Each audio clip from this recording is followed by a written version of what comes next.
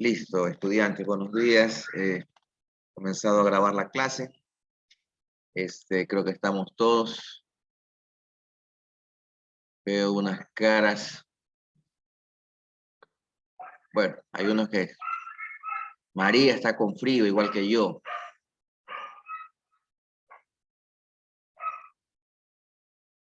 La semana pasada habíamos tratado un poco sobre uno de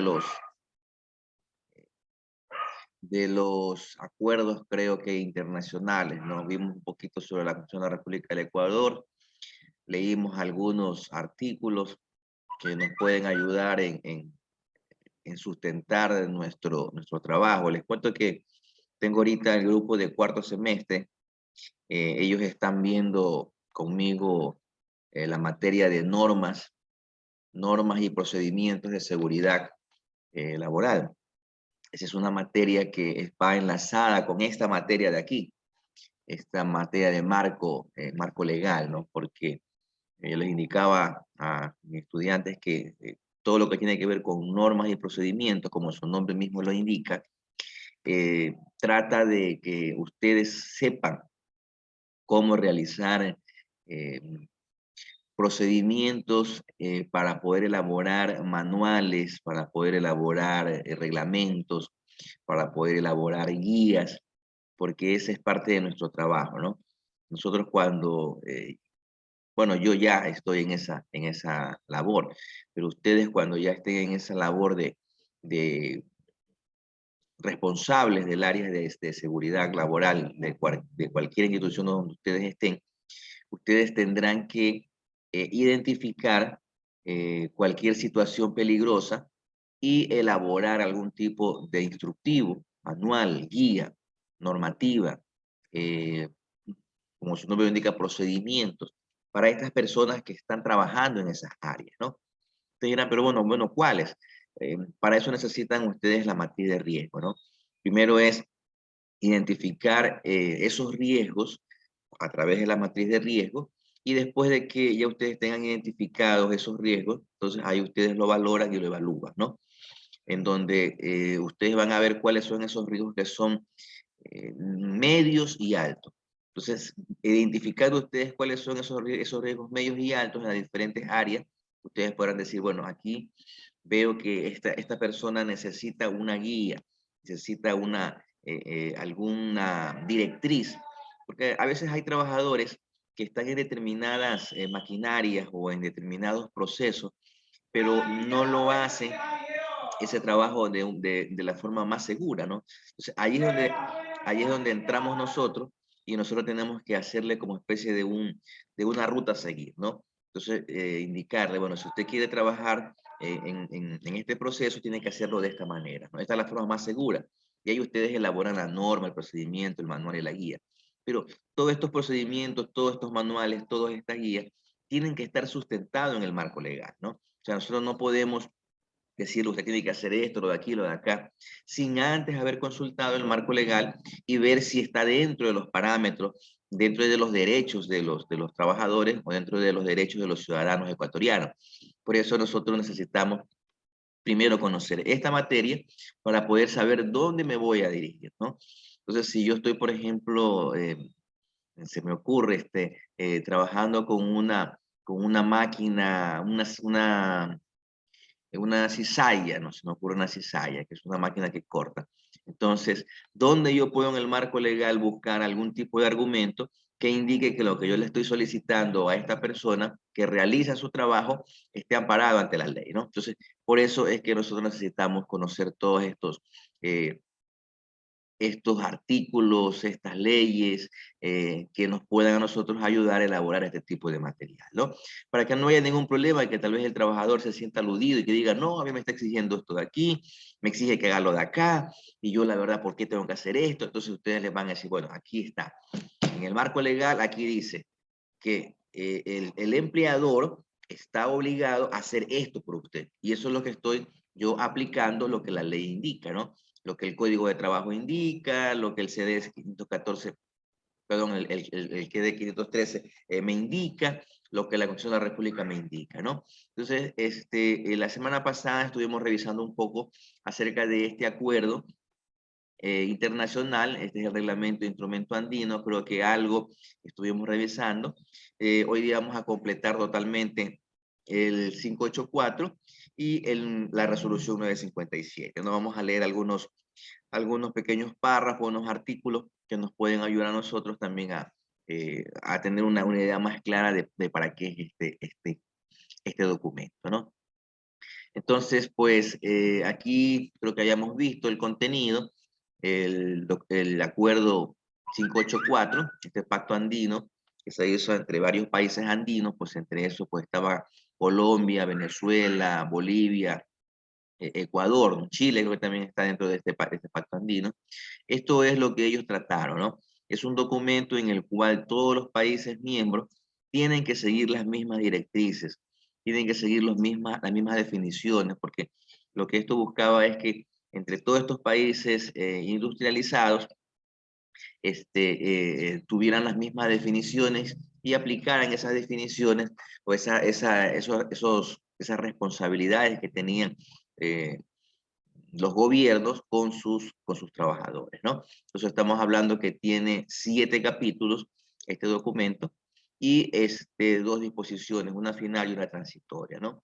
Dentro de lo más sobresaliente, creo que habíamos indicado que dentro de lo más sobresaliente, pues indicaba que había que homologar las definiciones, incentivar el mejoramiento de las condiciones de seguridad, determinar que cada país miembro debe recalcar la obligatoriedad del empleador de garantizar la protección de los trabajadores, y también había una parte acerca de las sanciones, ¿no? Entonces eso era como un poquito lo más, eh, como les diría, eh, rescatable, no sé si decir rescatable, sino como más los objetivos, podríamos indicar, ¿no? Entonces, creo que habíamos revisado, bueno, aquí estaban los países, Colombia, Venezuela, Perú, Bolivia y Ecuador, y habían algunos conceptos, creo que leímos algunos conceptos acerca de lo que es, por ejemplo, salud, medidas de prevención, riesgo laboral, ¿no? Yo les indicaba que habían más conceptos, esto está en el artículo número 1, en donde aquí nos indica acerca de los objetivos que tenía, ¿no? Por ejemplo, que la salud es un derecho de todos los trabajadores y que el empleador está en la obligación, pues, de que ese derecho, pues, se cumpla, ¿no? También hablaban de las medidas de prevención. Entonces, ya nosotros tenemos algunas técnicas de medidas de prevención, creo que ya la habíamos visto en lo que es las técnicas generales y las técnicas específicas, ¿no? Esas son las 2 medidas de prevención a nivel estándar internacional que se utilizan, ¿no? Dentro de las generales teníamos nosotros lo que era la técnica analítica y la técnica operativa. Creo que ya habíamos indicado acerca de eso, pero bueno, aquí nos están indicando ya en forma general que se deben buscar eh, cualquier estrategia, cualquier forma. Esto de las técnicas analíticas y las técnicas operativas y lo que son las técnicas específicas son parte de lo que es la gestión de la seguridad y salud en el trabajo, ¿no? Había hace creo que unos días que hubieron una sustentación, no sé si ya a ustedes creo que les dije, ¿no? Hubo una pequeña confusión porque los miembros del jurado no son especialistas en esta área, ¿no? Ellos, por ejemplo, más se enfocaban en cómo el estudiante había elaborado, como que se llama, el proyecto, ¿no? Pero en lo que es sistema de gestión de seguridad y salud en el trabajo, eso es un conjunto de muchas herramientas, muchas maneras, muchas formas de tratar de que no hayan accidentes ni enfermedades profesionales. Y dentro de eso, hay algo que se conoce como el sistema de gestión del riesgo, que solamente se enfoca, lo que es el sistema de gestión de riesgo, solamente se enfoca en lo que es la identificación, la valoración, la evaluación y las medidas preventivas, ¿no? O el control del riesgo. Eso es solamente lo que es el sistema de gestión del riesgo, que está dentro del sistema de gestión de seguridad y salud en el trabajo, ¿no? Lo que es el sistema de seguridad y salud en el trabajo, están las políticas, están los planes de emergencia, los planes de contingencia, están, como se llama, realizar las normativas, los programas, todo ese conjunto, las auditorías, todo ese conjunto de acciones, de actividades, estrategias, ayudan a que en la empresa pues se elimine o se minimice los riesgos, ¿no? Entonces, eso quiero que ustedes también estén claros en eso. No es lo mismo el sistema de gestión de riesgo que el sistema de gestión de seguridad y salud en el trabajo. Son dos cosas muy distintas. El sistema de seguridad y salud en el trabajo es el macro, es el conjunto total de todas las actividades, ¿no? Y el sistema de gestión de riesgo es netamente, está dentro de lo que es la técnica analítica, ¿no? Que es identificar, valorar, evaluar y el control del riesgo, ¿no? Eso creo que habíamos visto. Me parece, no sé si nos quedamos en estos conceptos. Vamos a ver ahorita en el artículo número 11, que nos indica, a ver si nos ayuda Roris Nieto, a ver si nos ayuda con la lectura.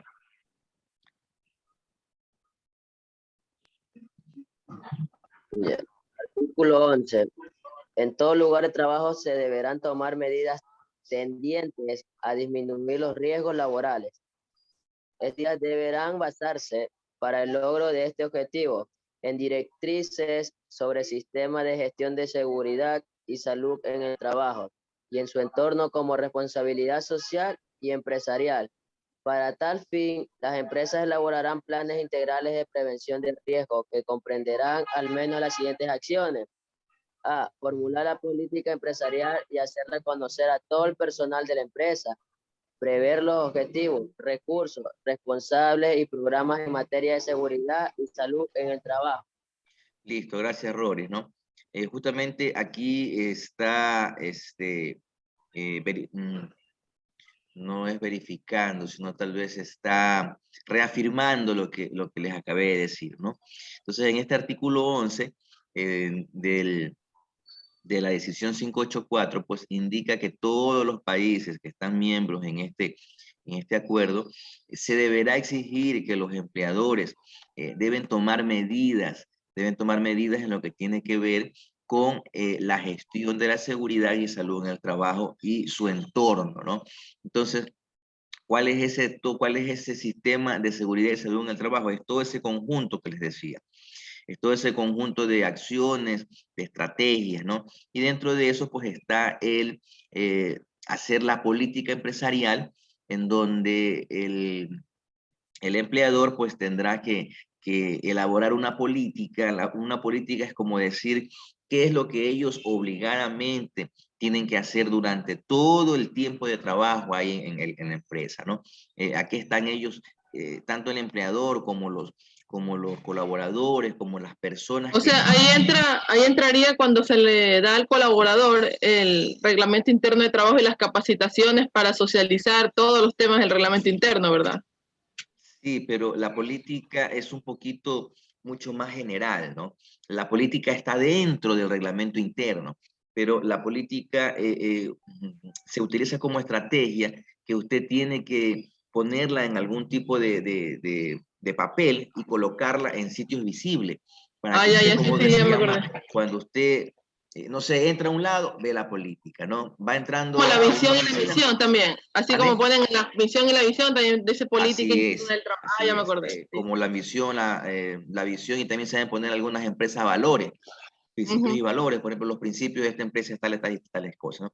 La política se recomienda dentro, como que se llama, de las disposiciones legales, que la política tiene que estar visible, dice. Por ejemplo, no sé si está en el 2393 o en donde se dice que usted tiene que tener en un lugar muy visible la política para que los trabajadores o todas las personas que están circulando por ahí vean y les recuerda a cada momento, ¿no? Dentro de la política, por ejemplo, en las OSA 18.001, ustedes pueden ver cómo se llama ahí modelos, o sea, como decir, como la plantilla, en donde me dice qué es lo que tiene que contener, ¿no? Ahí en la política debería, por ejemplo, indicar qué es lo que usted va a hacer, qué es lo que usted va a hacer, para qué lo va a hacer y cómo lo va a hacer. Entonces, es un compromiso de toda la organización, ¿no? Del empleador. O sea, lo que usted pone ahí tiene que realmente hacerse. O sea, no es un documento de que usted lo elabora y solamente como por cumplir o por adorno.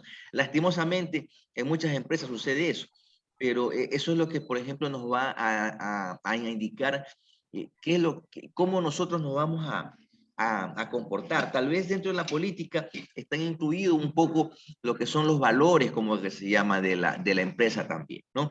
Por ejemplo, en la política dice que el empleador y todos los que son los ejecutivos están ellos comprometidos realmente a cumplir la seguridad laboral, ¿no? Y eso tiene que hacerse. O sea, en toda actividad que se haga tiene que haber seguridad laboral.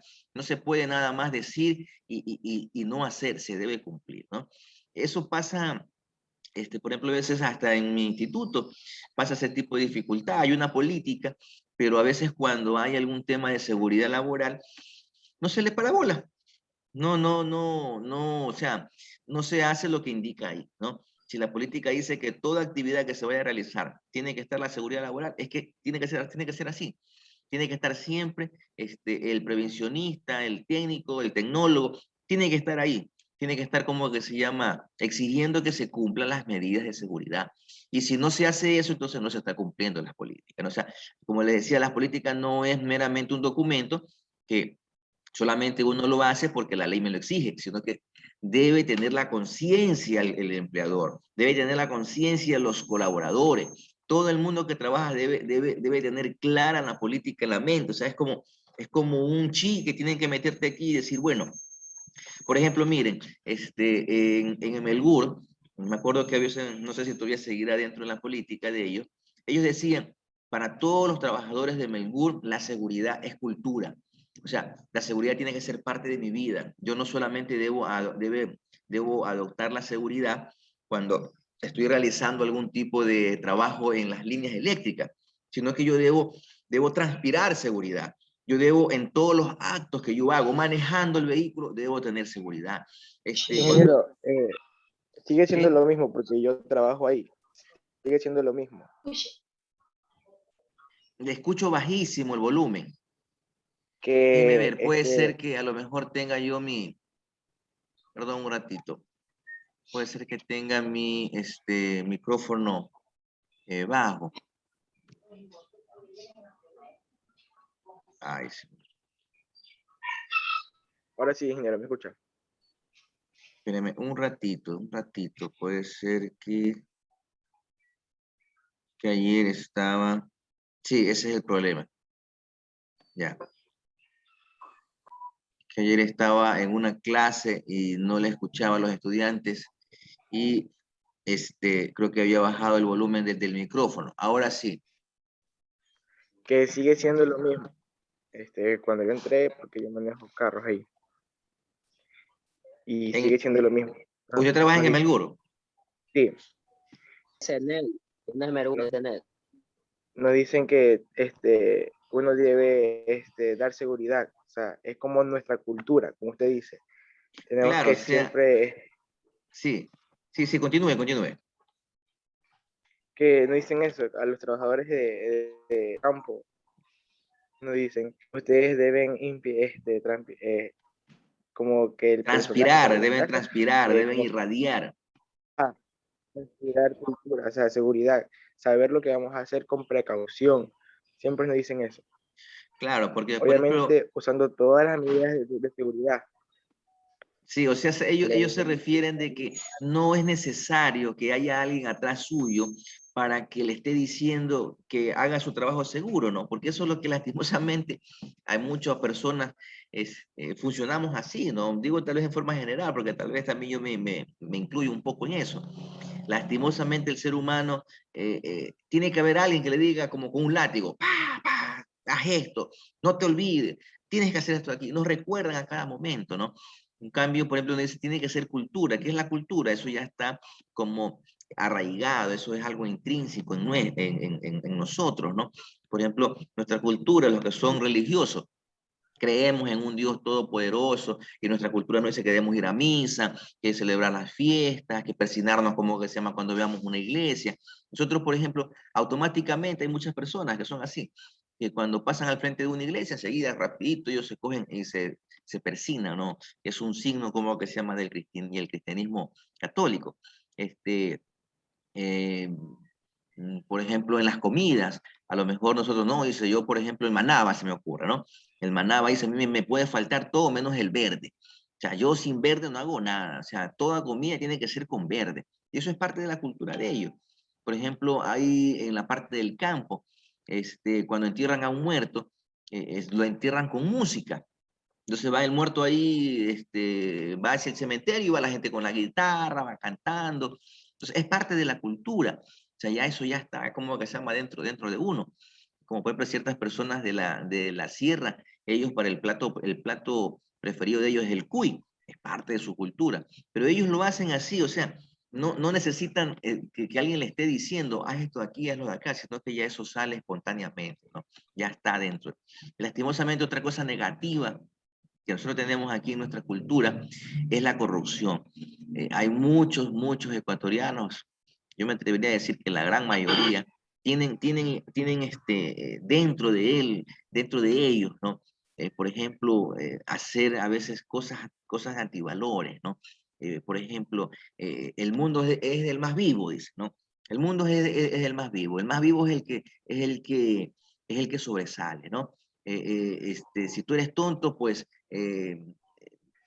¿cómo que se llama? Vas a perder. Si hay la oportunidad de aprovecharte de algo, se lo hace. Lastimosamente, a veces desde pequeñito nos inculcan ese tipo de situación y uno se va criando y va como que se llama haciendo eso, ¿no? Entonces, eso es parte de la cultura. Y aquí en seguridad laboral, en Emelgur, pues ellos buscaban que también se convierta parte de tu vida, que no solamente, como les decía, cuando vayas a trabajar, que tú te estés acordando de la seguridad, sino que en todo lo que tú hagas, en tu casa, en el trabajo, y eso se va volviendo como un poquito de costumbre, ¿no? Y eso también yo le digo a veces a mis estudiantes, ustedes como tecnólogos en seguridad y prevención de riesgo laboral, pues tienen que transpirar eso, ustedes tienen que todo lo que ustedes hagan, hablar de seguridad, ¿no? Para que se vuelva parte de la cultura de uno, de la costumbre de uno. Cuando uno va al restaurante, tratar tal vez de observar, ir un poquito ejercitando, ¿no? Por ejemplo, a mí me pasa eso, no sé si a ustedes, cuando yo voy a algún lugar, yo comienzo a ver, bueno, aquí le falta lo de aquí, le falta lo de acá. Por ejemplo, ahorita mi esposa, como que se llama, como es de una escuela, están ahorita construyendo el techo, lo están elevando, ¿no? Y el maestro que está haciendo ese trabajo, ese señor rompe todas las normas de seguridad laboral, es terrible, ¿no?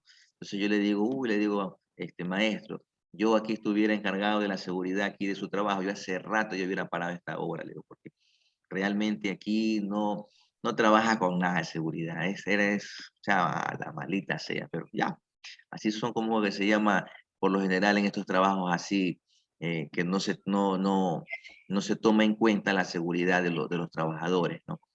Bueno, entonces aquí teníamos nosotros, creo que me adelanté un poquito, ya vemos aquí en la parte, en el inciso B, a ver si me puede ayudar Víctor Almeida, si me puede ayudar con la lectura de estos otros incisos. Ingeniero, deme un segundito que estoy llegando a la casa que estoy manejando, por eso no he aprendido la Ya, cámara. listo, entonces no, tranquilo. A ver, Javier Torres. Llego a la casa y le indico ya para poder Ya, listo, leer. tranquilo, manéjenos más tranquilo, ¿no? No se me distraiga. Javier Torres, a ver, Javier, ¿estás ahí? Aquí está, ingeniero. A ver, ayúdeme con la lectura, Javier.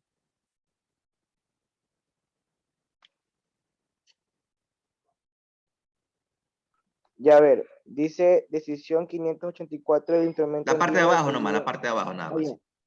Identificar y evaluar los riesgos en forma inicial y periódicamente, con la finalidad de planificar adecuadamente las acciones preventivas mediante sistemas de vigilancia, epidemiología ocupacional específicos u otros sistemas similares, basados en un mapa de riesgo. Sigo. Sí. Combatir y controlar los riesgos en su origen, en el medio de transmisión y el trabajador, privilegiando el control colectivo al individual. En caso de que las medidas de prevención colectivas resulten insuficientes, el empleador deberá proporcionar sin costo alguno para el trabajador, las ropas y los equipos de protección individual adecuados. Programar la sustitución progresiva y con la brevedad posible de los procedimientos, técnicas, medios, sustancias y productos peligrosos, por aquello que produzcan un menor o ningún riesgo para el trabajador.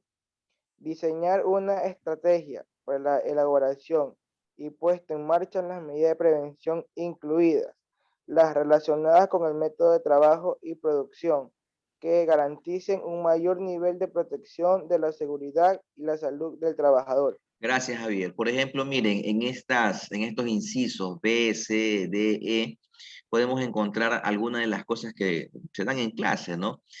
Por ejemplo, nos indica de que para uno poder hacer un control del riesgo, lo primero que uno tiene que elaborar es la identificación y evaluación de los riesgos, ¿no? Y eso es lo que nos dice aquí, y que tiene que ser en forma, dice, periódica, ¿no? Que el mismo empleador debe tomar la iniciativa y que se debe hacer en forma periódica.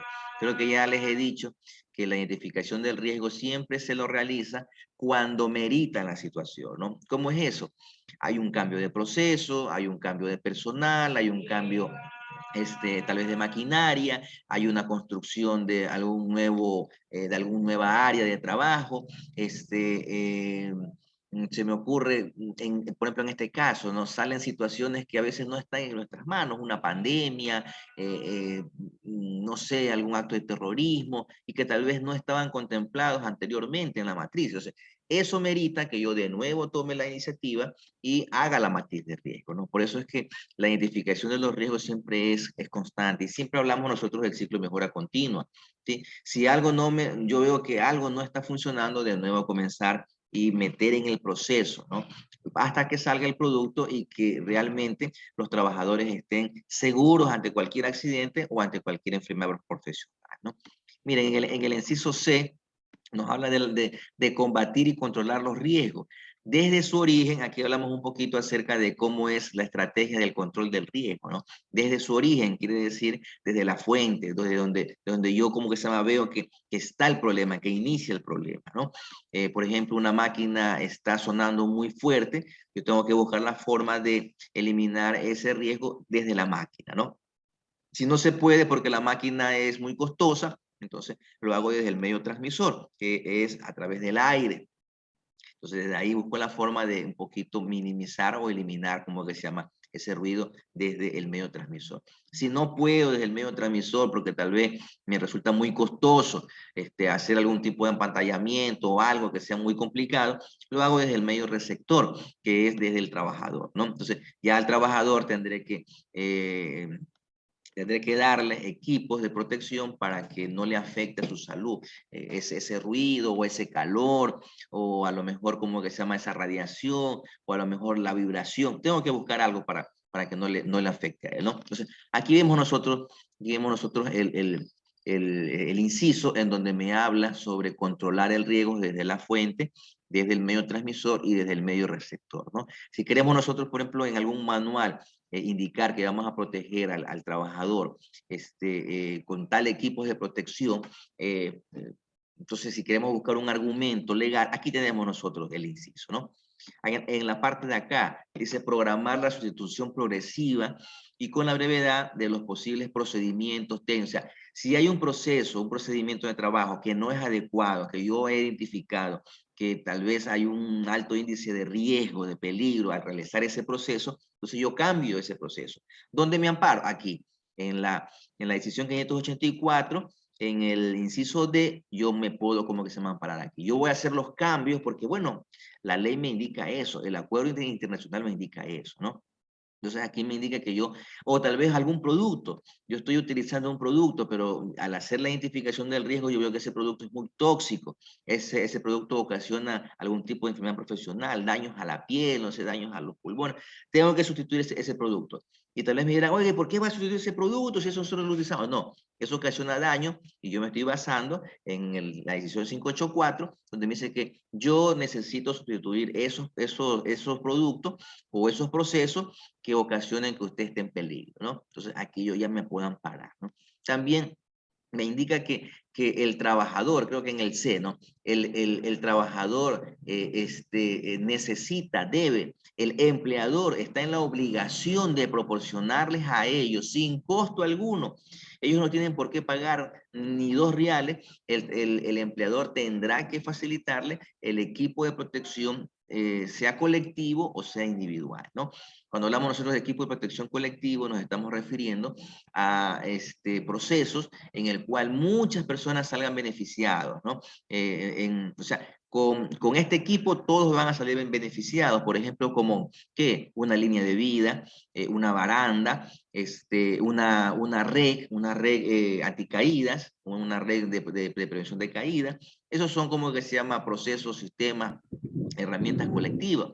Pero en cambio, si también necesita individual, ahí tenemos un casco, tenemos una bota, tenemos unas orejeras, unas gafas, tenemos un uniforme, tenemos un bloqueador solar. Esos son ya equipos, guantes, son equipos de protección individual, ¿no? Entonces, y en el último inciso, en el D, encontramos nosotros diseñar una estrategia de elaboración y puesta en marcha de medidas de prevención.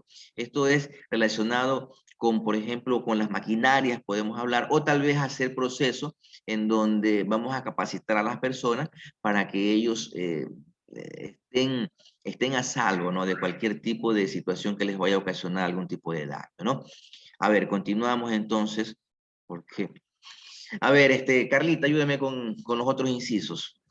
Ingeniero, una consulta antes de A que ver, sigan. sí. Anteriormente, cuando yo me encontraba laborando, justo que tocó usted el tema de lo que son la seguridad individual, los utensilios, donde yo estaba laborando anteriormente, o sea, te facilitaban lo que eran los implementos, pero se gastaban demasiado rápido por el tema del uso, que hablo de guantes y de las gafas faciales. Y habían personas que no iban a hacer el cambio porque le decían que después de los 2 cambios que ustedes hacían de los guantes o las gafas, se le comenzaba a debitar en los roles de pago. ¿Está bien eso o no? Bueno, por lo general, estos productos tienen como todo producto, ¿no? Tiene una vida útil. Si estaba dentro de la vida útil, porque tal vez hay ciertos trabajadores que utilizan los equipos en otras situaciones, y si se dañan los productos y se comprueba que es por causa del trabajador, pues entonces sí es considerable, tal vez dentro de las políticas internas, se podría como que se llama indicar eso, ¿no? A ver, Jonathan tal vez tiene como que se llama también un criterio, ¿no? Pero la cuestión es que las personas sabían, o sea, en este caso, la persona que entregaba los utensilios sabía que se gastaban por el uso que hacía. Por ejemplo, era una empresa maderera en la cual se tenía que pulir lo que era la madera para poder hacer el tipo de esferas y cuestiones así. Y al momento de uno estar con los guantes y con la lija se gastaban, porque se hacían huecos y cuestiones así. Y ellos sabían, incluso no se podía sacar lo que era el implemento de seguridad porque tenías que dejarlo en el casillero y cada vez que salía los guardias te revisaban. Entonces habían personas que tenían literalmente huecos en los guantes y no los cambiaban porque ya no querían que le comenzaran a debitar.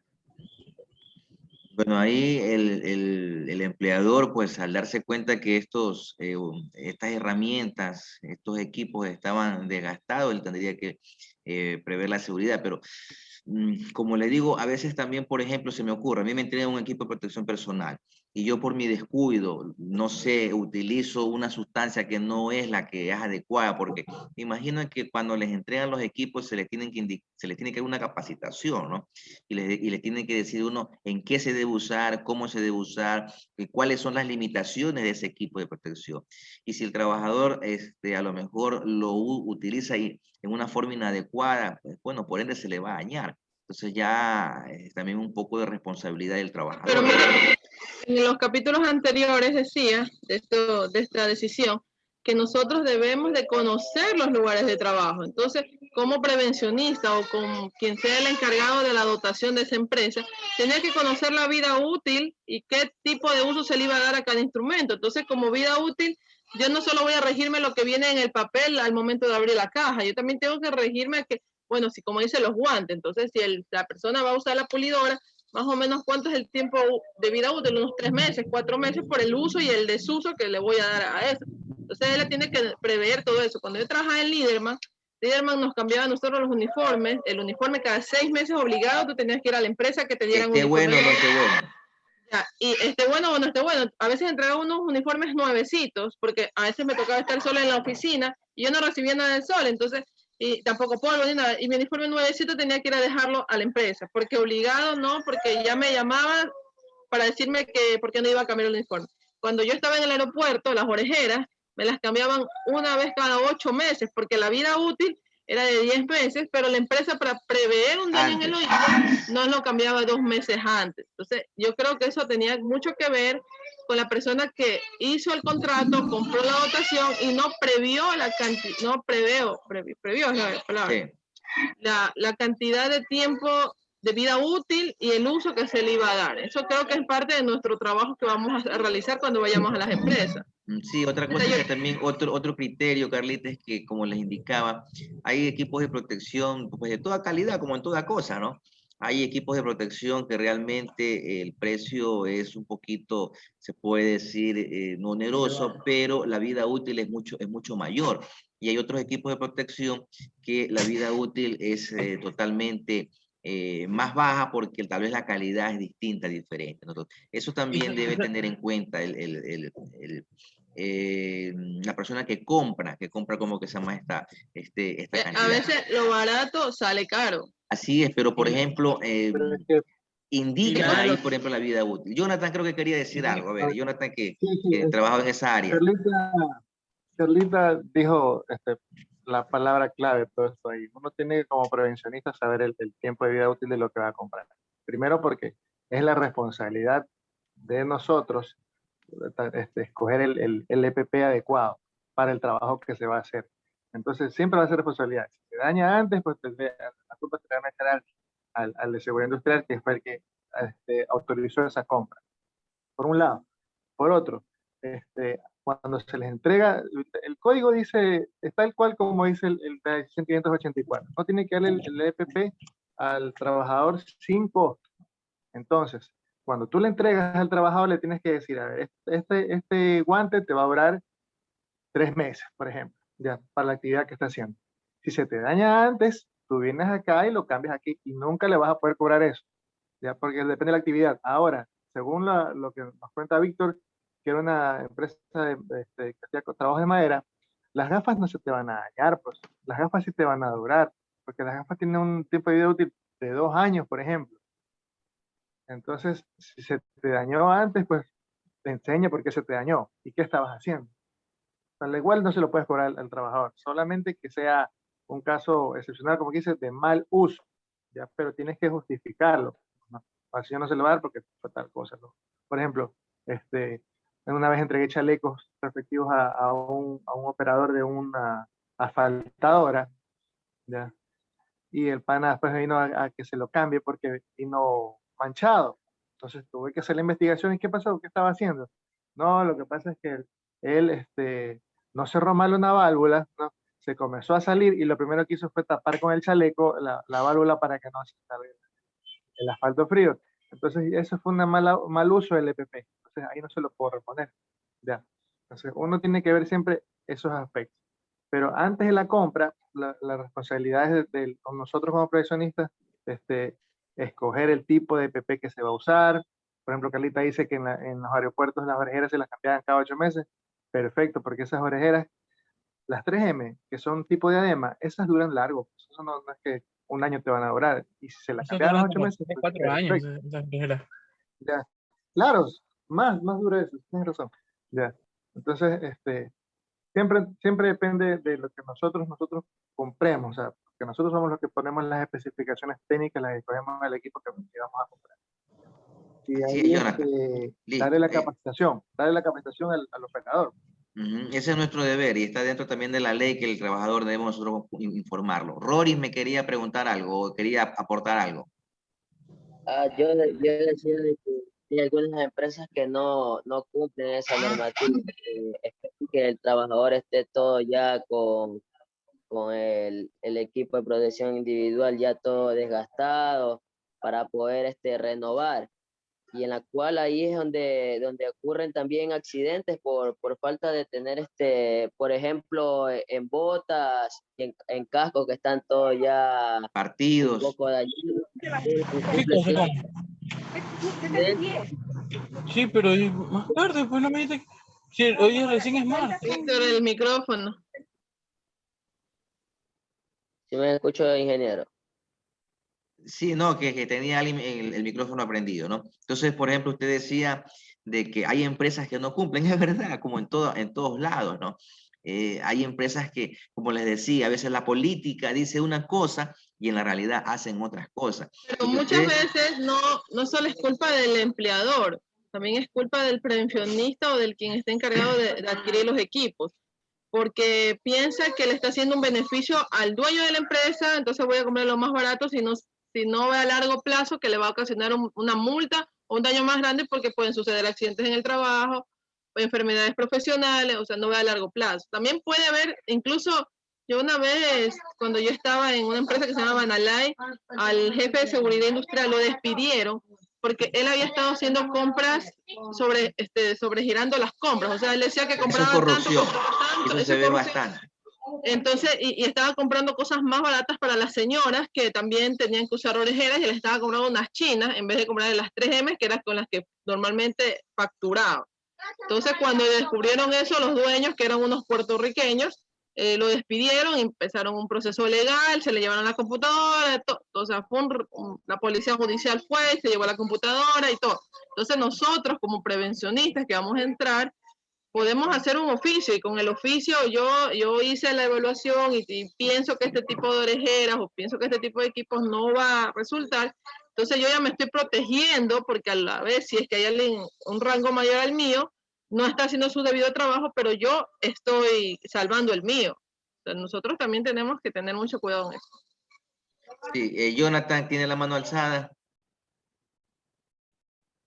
No, perdón, era para hace un ratito, ya la bajo ya. Ah, ya, listo. Es verdad, Carlita, ¿no? Ahí es lo que decía hace un momento, ¿no? Y eso lo vemos nosotros, como le decía, parte de la cultura. A veces me da pena que nosotros tenemos arraigado eso, ¿no? En la cultura. Otro ejemplo, ¿no? Ya nosotros tenemos arraigado en la cultura que vemos un vigilante en la calle y ni siquiera sabemos si nos va a sancionar o no nos va a sancionar. Y ya comenzamos a coger el billetito de $5 y a ponerlo debajo de la licencia, ¿no? Dice, antes de que me diga algo, yo ya le estoy dando el billete. Y he visto muchos casos así, de que el vigilante lo está parando, tal vez como para decirle, darle alguna indicación, y ya uno tiene listo el billetito, ¿no? Y es parte de la cultura, como que se llama nuestra. Entonces, hay mucha gente que, y eso se ve mucho como, bueno, yo pienso que en todo trabajo, se ve no solamente en la política, ¿no? Siempre buscando la forma, dice refilar, vamos a ver cómo refilamos, como que se llama, ¿no? Entonces, uno piensa que tiene la oportunidad, si hay un producto que si tiene un valor, es por algo que tiene ese valor, ese producto, ¿no? Por ejemplo, ayer estábamos nosotros conversando acerca de los productos chinos. Dentro de los productos chinos hay, no sé, 3, 4, 5 calidades. Entonces, hay una calidad que a veces parece que fuera el mismo producto y es más caro que otro que es igualito y es más barato. Y dice uno, si este es más barato y es igualito al de acá, aquí yo aprovecho. Y aquí lo hago pasar como que es tal producto y me voy llevando un billetito. Bueno, eso es corrupción, ¿no? Y automáticamente... Eso siempre pues, ha habido, ingeniero. sí, sí, lastimosamente, pero ahí es donde, como dice Carla, y es muy difícil, yo sé que es muy difícil erradicar, como que se llama, este tipo de comportamiento.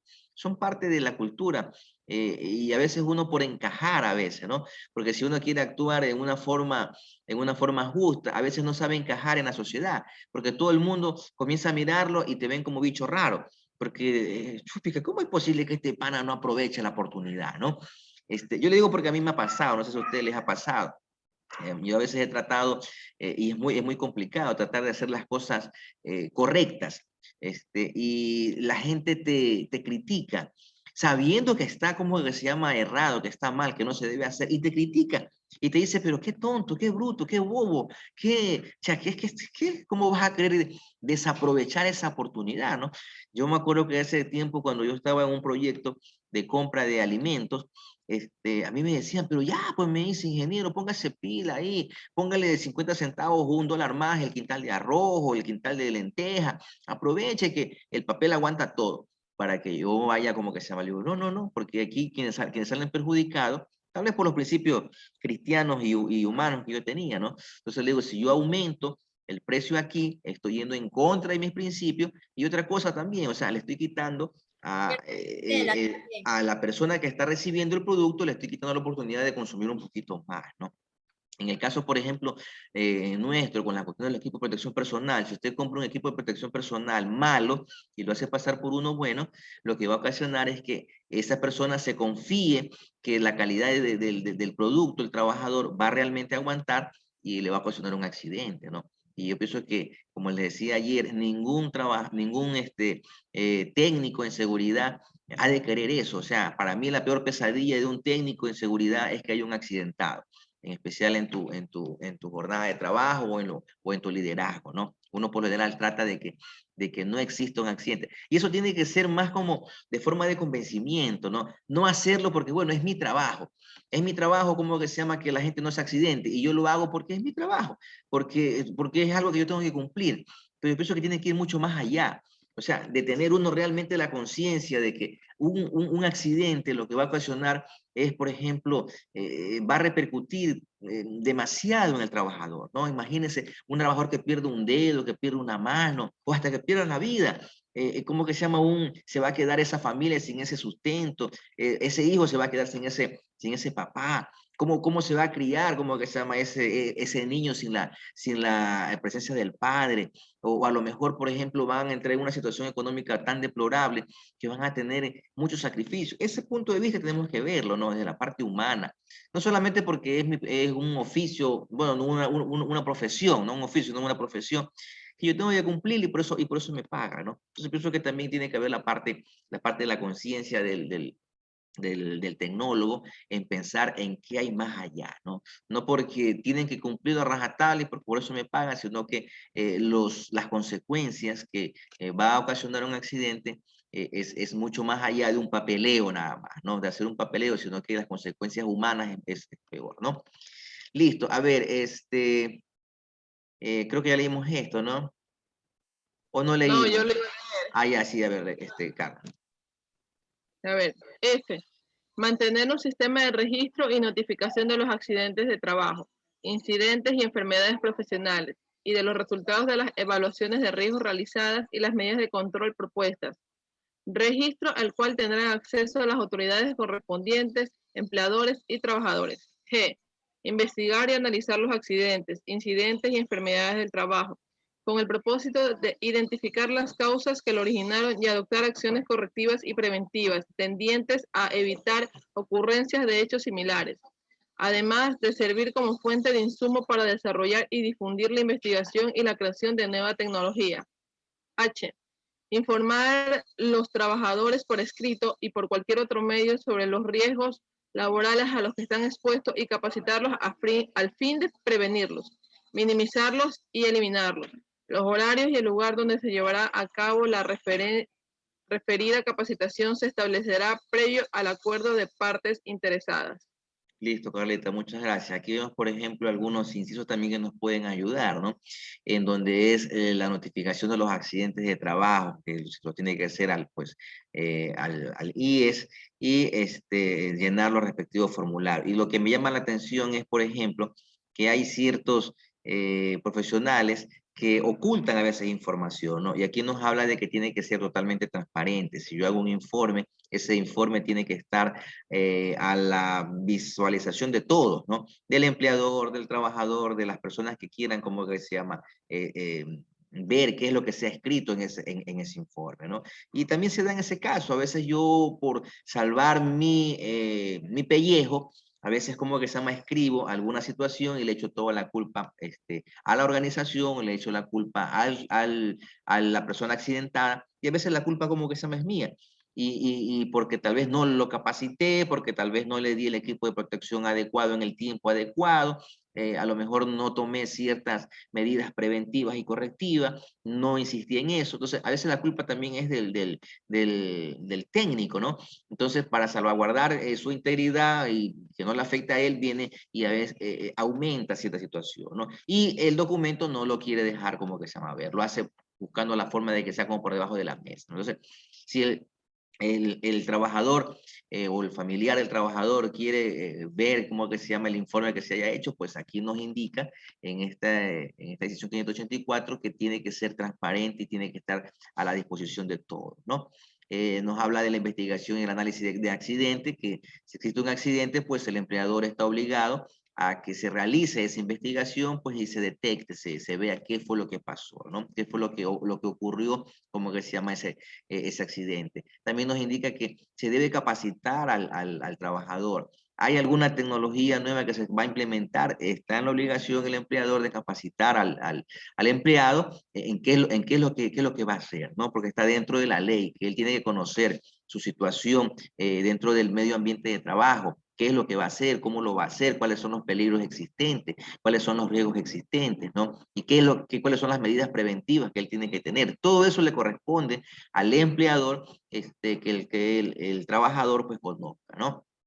Y aquí pues nos indica que informar a los trabajadores por escrito y por cualquier medio acerca de los riesgos laborales. Ayer, por ejemplo, estábamos indicando de que no solamente usted debe cerciorarse de que usted envió, como que se llama, porque hay situaciones de que a veces, por ejemplo, uno manda por correo alguna información y eso no le sirve tanto como de evidencia. Más fuerte, o sea, como decir, más de peso, es que usted, si usted presenta alguna evidencia que usted ha enviado por correo electrónico, alguna información sobre algún tema, algo así de prevención, usted tiene que tener es el capture del recibido. O sea, usted tiene que tener el capture de que la persona le mandó y le dijo, sí, recibido, ok, está bien, listo, ya haré esto de aquí lo que me indica.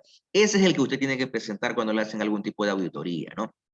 Si usted presenta solamente, no, yo le envié, pero el que le está haciendo la auditoría le dice, pero y él recibió, o sea, usted tiene la confirmación de que esta persona recibió, le contestó a lo que usted le envió. Si dice no, entonces no es satisfactorio, ¿no? Usted tiene que comprobar que realmente la información llegó, que fue digerida por el trabajador, ¿no? Eso también más o menos aquí. A ver, continuemos porque se nos va. Ya, a ver, ¿quién me puede ayudar con esta otra lectura? A ver, Coloma. Ya, en la otra. A ver, Coloma, ayúdeme con esta.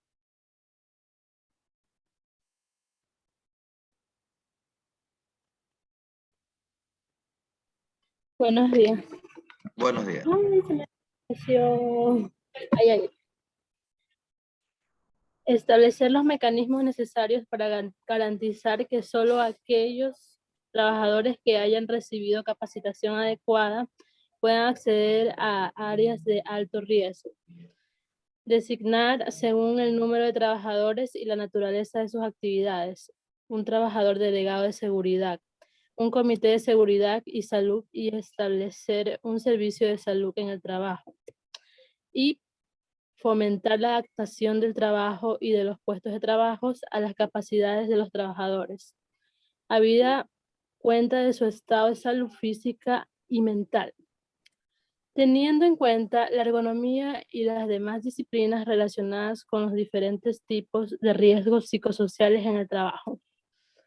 El plan integral de prevención de riesgos deberá ser revisado y actualizado periódicamente, con la participación de empleadores, trabajadores y, en todo caso, siempre que las condiciones laborales se modifiquen. Listo, gracias, Coloma, ¿no? Aquí vemos, por ejemplo, en estos incisos, en estos ítems, acerca de que el empleador debe establecer mecanismos que garantice que los trabajadores que están aptos con P, no con C, porque pueden haber personas que tengan la actitud que quieran, pero si no están capacitados, no están formados en qué es lo que van a hacer, no lo pueden hacer, ¿no? Aquí, por ejemplo, podemos ver algunos mecanismos. Hay algunas empresas que utilizan estas órdenes de trabajo, ¿no? Si usted no tiene la orden de trabajo, la autorización, el documento que le dice, por ejemplo, que usted puede, está apto con P, de realizar algún tipo de mantenimiento en alguna maquinaria o algún tipo de trabajo que tal vez es un poquito delicado, si no tiene usted ese respectivo documento, usted no lo puede hacer, ¿no? Lastimosamente hay algunas empresas que meten a trabajar a personas que no, tal vez tienen las ganas, no, yo sí quiero jefe, yo quiero aprender, ya, yo quiero aprender, pero si debería aprender, pues tal vez primeramente en forma teórica, poco a poco comenzar, pero hay unos que los meten a trabajar y esa persona no tiene la experiencia, el conocimiento, y ahí es donde se producen como que se llaman los accidentes, ¿no? A veces el exceso de confianza, la percepción del riesgo que lo tienen un poquito bajo, ¿no? Entonces, aquí vemos algunas estrategias como las órdenes de trabajo, ¿sí? Hay otro, por ejemplo, también estrategia que se utiliza, eso ustedes habrán visto, solo puede entrar personal autorizado, ¿no? No puede entrar aquí una persona que sea ajena a esta área de trabajo. Entonces se saben poner este tipo de señalética indicando de que ahí no puede entrar cualquier persona. Pero no solamente tiene que estar puesta la señalética, sino que también uno tiene que controlar eso, ¿no? Porque no puede estar de adorno ahí que, indicando de que solamente entra personal autorizado y usted no, ni cuenta se da, ni monitorea, ni nada de ese tipo de cosas, ¿no? Hay unos que utilizan, por ejemplo, las cámaras de seguridad. Entonces ahí ellos están viendo, están monitoreando realmente quién es el que entra y quién no entra, ¿no? A unas áreas que son bastante a veces sensibles.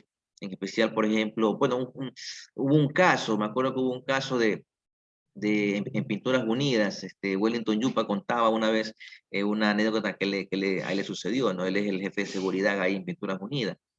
Entonces, hay cierta área en donde hay mucho contaminante químico, porque ahí trabajan mucho con disolventes, con este tipo de cosas para las pinturas. Y había un pasillo que las personas cuando transitaban por ahí, todas estas personas transitaban, pero con sus respectivas mascarillas, ¿no? Porque habían gases en el medio ambiente. Y un día uno de los familiares de los jefes, creo que era algo así, como él era el jefe, entonces él dijo, no, o sea, las normas de seguridad son para los trabajadores, para mí no.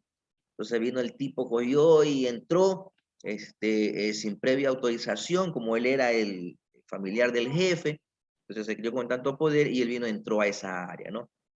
Y ya le habían dicho de que tenía que protegerse y todo, pero yo soy inmortal, algunos que se creen que son inmortales, que nada les pasa, entró. El tipo lo que va transitando, dice, en esa área, los vapores, pues, a lo que el tipo comenzó a respirar, los vapores, y él dice que lo sacaron más muerto que vivo, lo sacaron de ahí, ¿no? Antes se dan cuenta de que el tipo se desmaya, y ahí lo cogen y lo sacan, y después tuvieron que darle oxígeno, tuvieron que ayudarlo porque se había contaminado, ¿no? Y eso a veces como que se llama sucede, ¿no? Hay ciertas personas que a veces no cumplen las políticas de seguridad. Aquí es la parte de las políticas de seguridad, ¿no?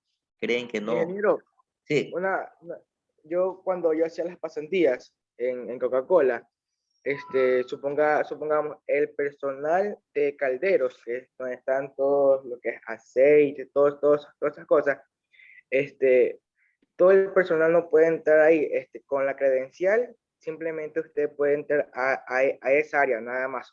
Si supongamos otros trabajadores que son de campo, que usan los montacargas y quieren entrar a esa área, ellos no pueden entrar porque en la credencial no les permite, el código no les permite ingresar. así es. Solo los prevencionistas, en este caso cuando hice la pasantía, yo tenía acceso a todas las áreas por el código. Sí, o sea, porque tal vez ya ellos conocen qué es lo que tienen que hacer, cómo tienen que hacerlo. Yo creo que una vez también yo fui testigo, así en Coca-Cola, habían unas personas contratistas de afuera que querían ingresar a hacer no sé qué cosa, ¿no? Y el guardia ya estaba instruido. Y el guardia de seguridad le decía, no, señor, usted no puede ingresar si no tiene el equipo de protección adecuado, ¿no? No, que mire que aquí no, usted no puede ingresar si no tiene el equipo. Ya usted sabe, dice. Ya usted sabe cuáles son aquí las políticas, ¿no? Entonces, miren, ahí interesante, ¿no? Que todas las personas, como que se llama, realmente son responsables y aplican, ¿no? Bueno, creo que Teníamos hasta las 9 de la mañana, me parece, como que se llama. Creo que está conectada la doctora ahí. Sí, ya listo, ya vamos a Ya. ver, vamos a dejar de compartir. La doctora está por aquí. No, soy yo. Ah, Evelyn, ¿cómo está? Muy buenas, ya la dejo como hospedadora. Ok. Bueno, listo, chicos, por WhatsApp le envío algunos mensajes sobre los trabajos grupales que quiero hacer con ustedes y también, por favor, la asistencia me la mandan por WhatsApp, ¿no? Pasen muy bien, tengan ustedes buen día.